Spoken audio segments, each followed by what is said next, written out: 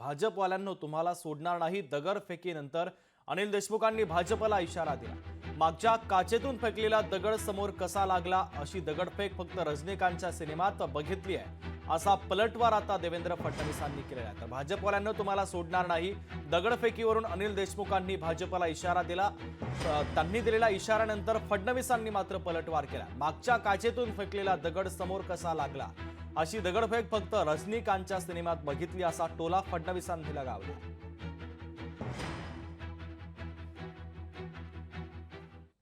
Bharatiya Janata party वाल्यांना मी सांगू इच्छितो की अनिल देशमुखांवर तुम्ही गोटे मारा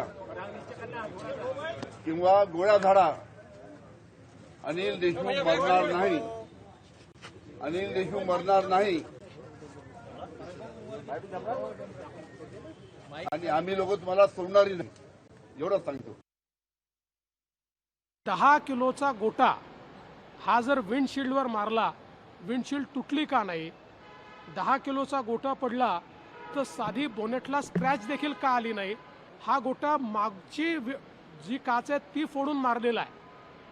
आता मागच्या काचेतून म्हणजे मागचा जो व्यक्ती बसतो तिथल्या काचेतून जर दगड मारला तर तो मागे लागायला पाहिजे, तो समोर कसा लागला? अशा प्रकारचा दगड तर फक्त रजनीकांतच्या पिक्चरमध्ये फेकला जाऊ शकतो की मागून फेकला, तो असा गोल घुमून समोर येऊन डोक्याला लागला। आणि मग एवढा 1 किलोचा दगड लागला तर नुसते ॲब्रेशन्स का आहेत? त्याच्यामध्ये कुठली जखम का दिसत नाही?